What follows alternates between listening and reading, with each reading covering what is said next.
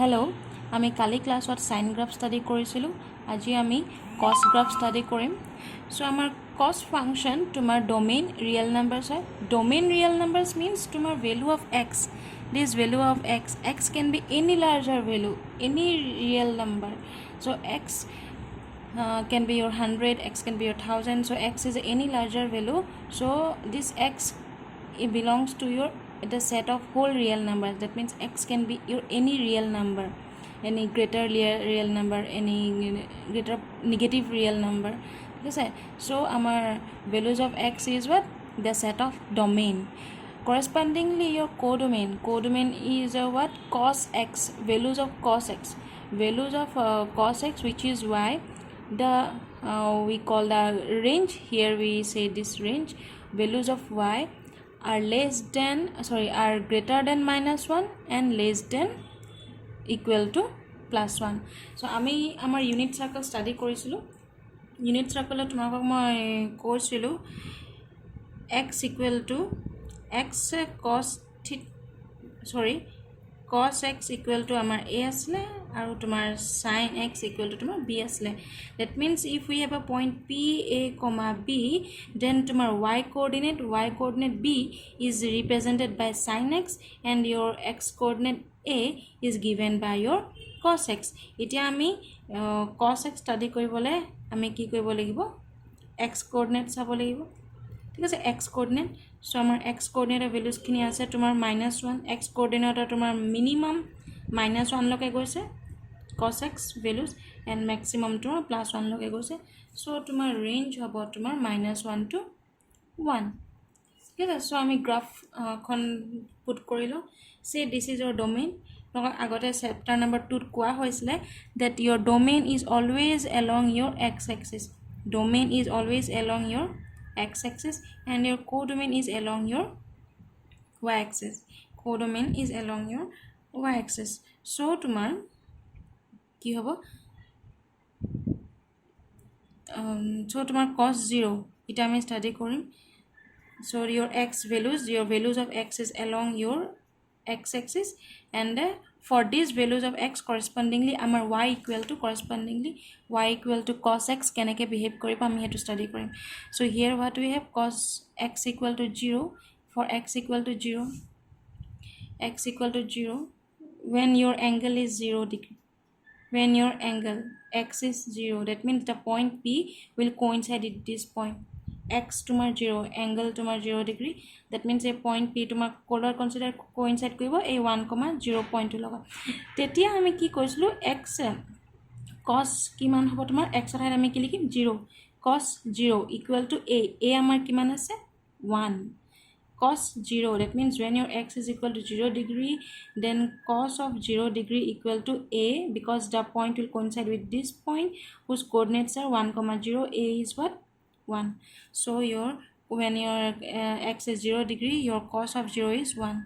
similarly when your x is 90 degree that means this point p will move to the point 0,1 will move to the point correspondingly tomar x kiman ho jabo 90 degree ho jabo so tomar cos of 90 hole tomar a cos x kune die a mane tomar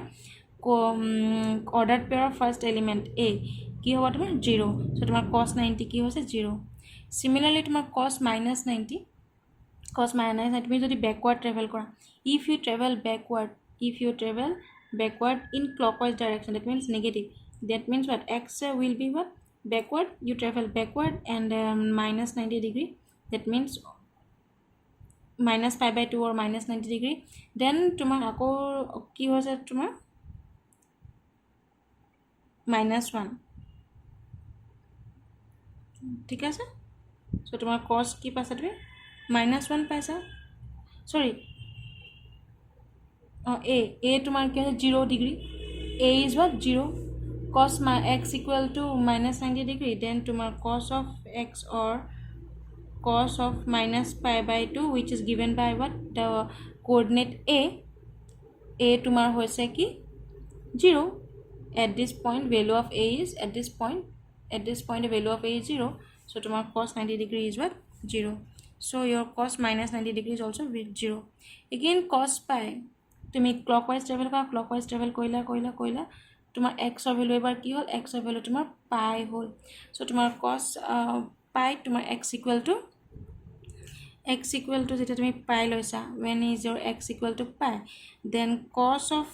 pi your this point p your this point v x is equal to pi your point p will come to correspondingly your point p will coincide with this point এটো পয়েন্টৰ লগত consider কৰিব এটো পয়েন্টত coincide কৰিলে তোমাৰ a value কি হৈছে -1 a is your -1 আৰু cos x আমাৰ কি হয় a সো তোমাৰ cos pi x equal to pi আছে a কি হয় তোমাৰ -1 ঠিক আছে সো তুমি হল cos pi equal to তুমি কি পালা -1 সো তোমাৰ গ্ৰাফখন এটো পয়েন্টলৈ আহিলে cos pi ভ্যালু তোমাৰ -1 similarly তুমি cos minus pi লোৱা cos minus pi আমি clockwise travel কৰিম and clockwise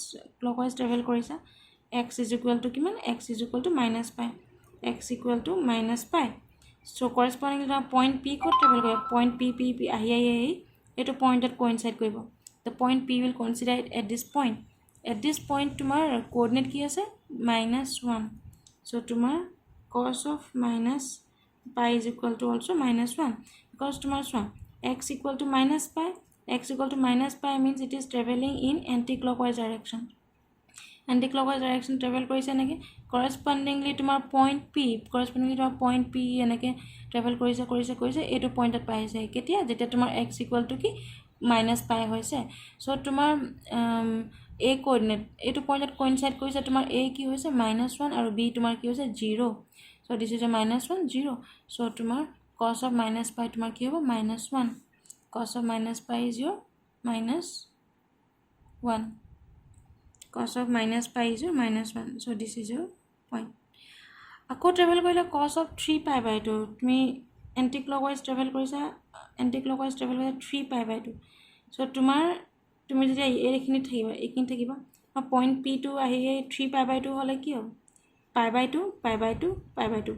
1pi/2 2pi/2 3pi/2 correspondingly তোমাৰ point p আহি ইয়াত coincide কৰিব যেতিয়া তোমাৰ x এই ৰেখাত থাকিব সো তোমাৰ হে তেতিয়া point p 0,-1 coincide কৰোতে 0,-1 coincide কৰোতে তোমাৰ আহিছে কি a ভ্যালু তোমাৰ 0 আহিছে that means cos 3pi/2 x আমি 3pi/2 লৈছো cos 3pi/2 equal to 0 because a is your 0 cos 3pi/2 0 so তুমি clockwise travel কৰা আকৌ আহি প্লে এটো জায়গা পাবাহি তো corresponding p এটো পয়েন্টত থাকিব so cos plus 3pi/2 sorry minus 3pi/2 হয় because আমি clockwise travel কৰিছো we are traveling clockwise so তোমাৰ ইয়াত minus 3pi/2 তোমাৰ এটো পয়েন্টত coincide কৰিব 0,1 0 তোমাৰ হবগে cos minus 3pi/2 হল তোমাৰ a value is what 0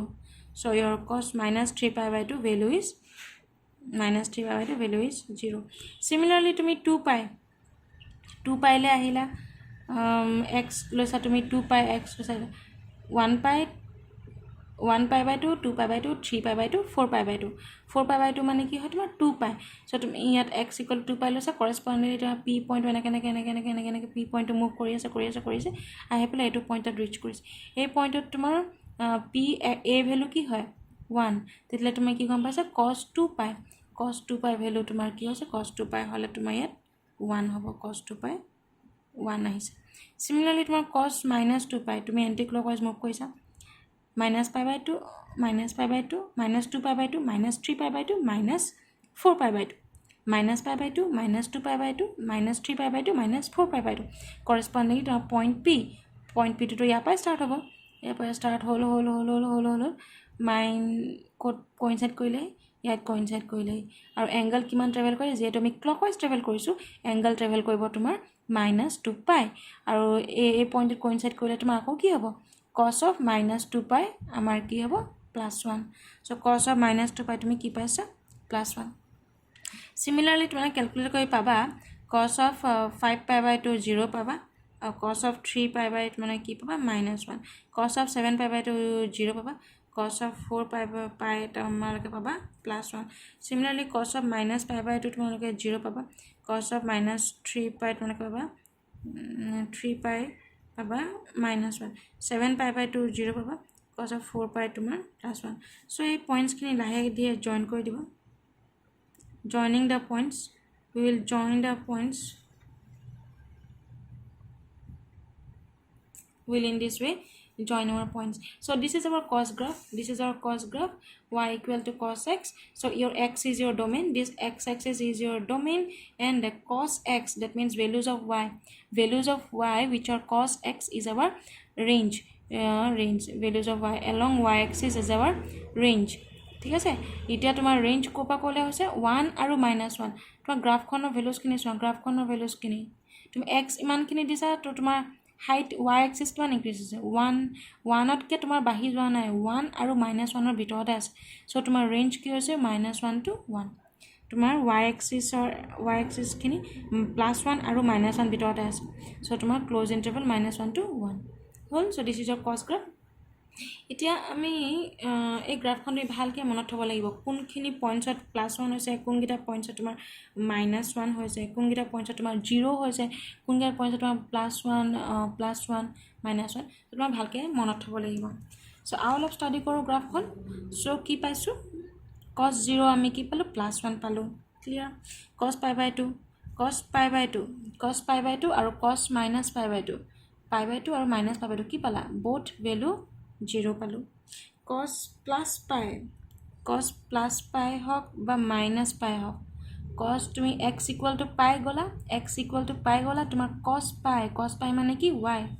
y equal to কি কৈছিলো cos x so তোমাৰ y equal to কি পাবা cos pi কি পাছে -1 so তুমি x equal to -pi আহিলা clockwise direction cos pi -pi তুমি কি পালা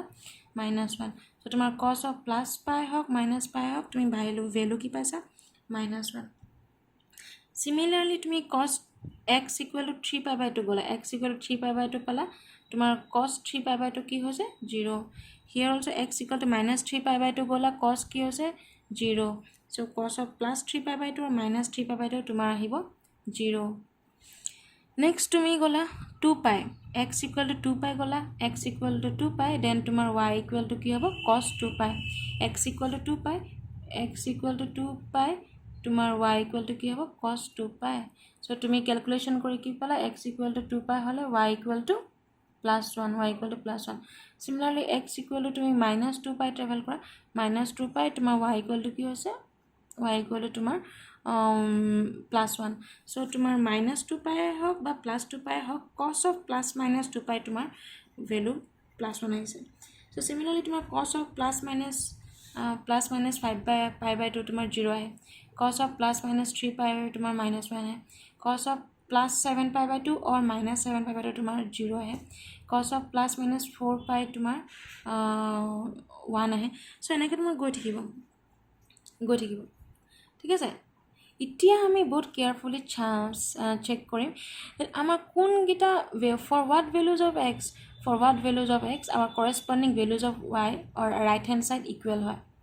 so এটা বহুত ভালকে কেয়ারফুলি মন কৰিব লগা কথা cos pi by 2 cos minus pi by 2 0 আহে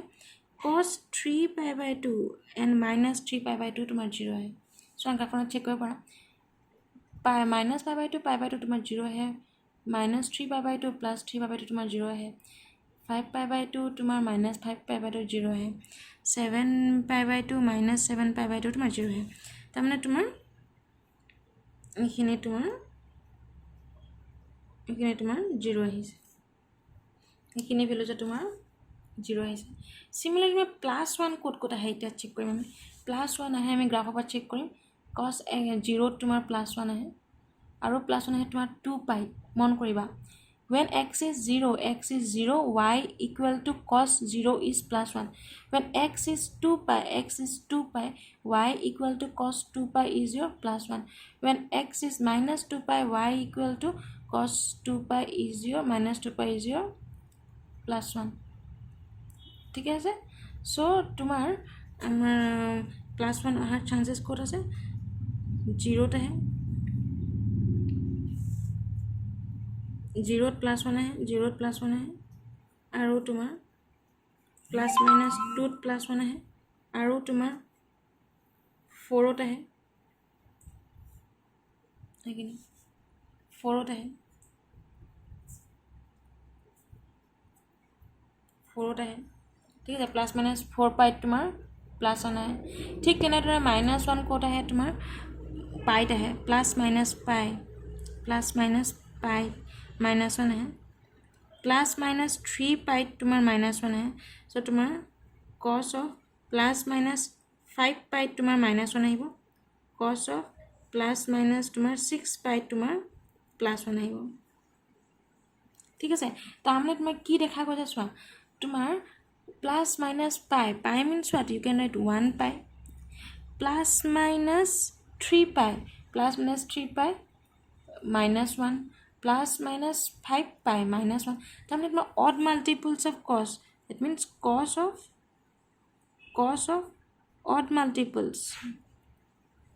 odd multiples of pi তোমাৰ কি আহে -1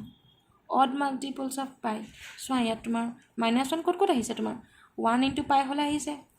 3 into pi হ'লে আহিছে odd number আকৌ তোমাৰ 5 into pi হ'লে আহিছে তাৰমানে odd number তো তোমাৰ pi লগত যদি তোমাৰ odd number multiply হৈ থাকে pi লগত তোমাৰ odd number multiply হৈ থাকিলে তোমাৰ কি আহিব -1 so similarly তোমাৰ যদি ইয়াত 7 pi হয় 7 is about number odd number +7 pi হওক বা -7 pi হওক হেতু মেটাৰ নকৰে বাট তোমাৰ এটো 7 to odd number হয় so তোমাৰ ৰিজাল্ট কি আহিব +-7 pi -1 ঠিক আছে so similarly তোমাৰ +1 ক'ত আহে +1 আহে তোমাৰ +-2 pi 2 into pi 4 into pi 6 into pi তাৰমানে তোমাৰ cos of even multiple of pi তোমাৰ কি আহে +1 even multiple তাহলে pi so তোমাৰ এইকেইটা ধুনীয়াকৈ মনত থব লগা কথা মনত থবই লাগিব odd multiple of pi cos of odd multiple of pi তোমাৰ -1 আহে cos of even multiple of pi তোমাৰ কি আহে +1 আহে ক্লিয়াৰ so এটা আৰু এটা ধুনীয়া কনসেপ্ট পঢ়ো আমি এতিয়া এই গ্ৰাফখনত চোৱা তোমাৰ আমাৰ ৰিপিট কেতিয়া হৈছে ভ্যালুজখিনি আমাৰ একে ভ্যালুজ আমি কেনেকে ৰিপিট হৈছে সো ইয়াত এটা cos 0 তোমাৰ কি আহিছে +1 cos 2 pi তোমাৰ আহিছে +1 cos 4 pi আহিব তোমাৰ কি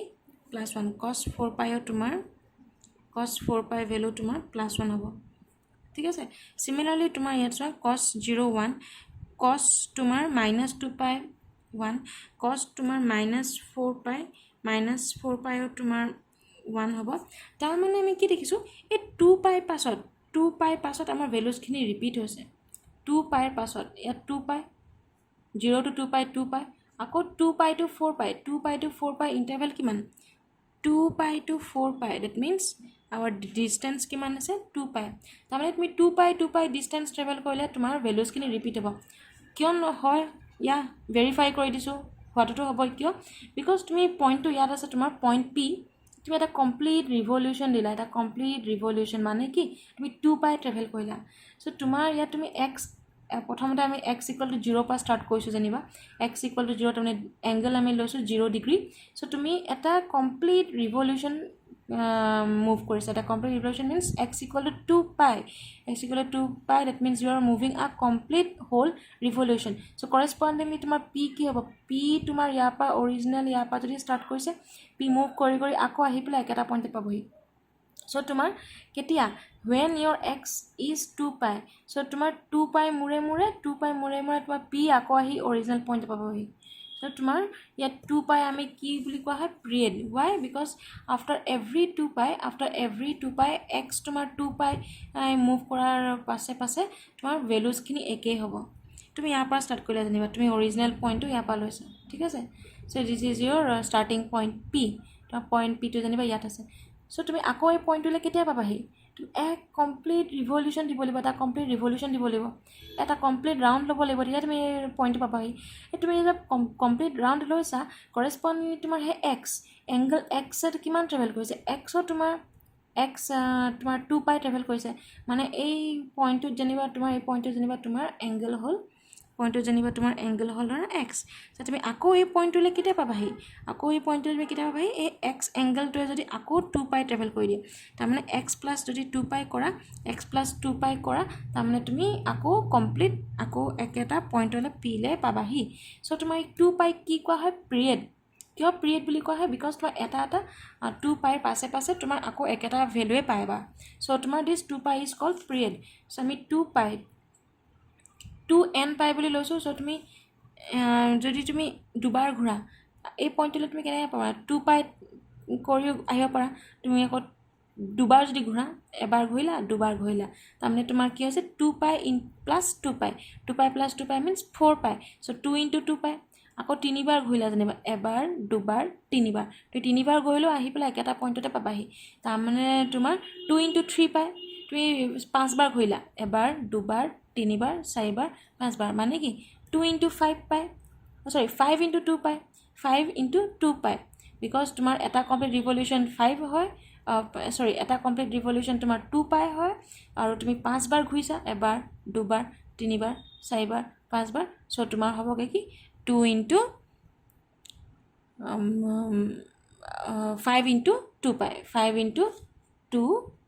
পাই সো তোমাৰ কি হয় কি বুলি কোৱা যায় সো তোমাৰ ইয়াত 2n পাই where n is your integer so this is called your period 2n pi is called your period 2n pi is called period sine function karone cos function karone tan function karone ঠিক আছে because তুমি 2 পাই পাছত আহি পেলাই এটা position পাবাহি so তোমাৰ কি হ'ব cos 2n pi plus theta equal to cos theta cos তুমি একটা পয়েন্ট পাইছা তো থিটা ভ্যালুটো তোমাৰ চেঞ্জ নহয় cos থিটা হৈ থাকিব sin 2n pi plus theta equal to sin theta tan 2n pi plus theta equal to tan theta cos তোমাৰ কি হ'ব 2n pi পাছত তুমি যোনটো পয়েন্টত স্টাৰ্ট কৰিছা তুমি আকৌ যদি 2n pi মুভ কৰা 2n pi এংগল ট্ৰেভেল কৰা তুমি আকৌ একেটা পয়েন্টতে পাবাহি সো তোমাৰ 2n pi কি বুলি কোৱা হয় পিৰিয়ড বিকজ তুমি 2n pi পাছে পাছে তুমি একেটা ভ্যালু পাই থাকা সো আমাৰ এখন cos গ্ৰাফ আছিলে দিস ইজ আওৰ cos গ্ৰাফ কিবা বুজি নোপোৱা থাকিলে মোক মেছেজ টেক্সট কৰিবা তাৰপিছত ভালকৈ বুজি নাপালে দুবাৰমান ভিডিঅ'টো চাবা কিবা কনফিউজন থাকিলে সুধিবা মই নেক্সট ভিডিঅ'ত তোমালোকৰ 10 গ্ৰাফ ষ্টাডি কৰাম ঠিক আছে থেংক ইউ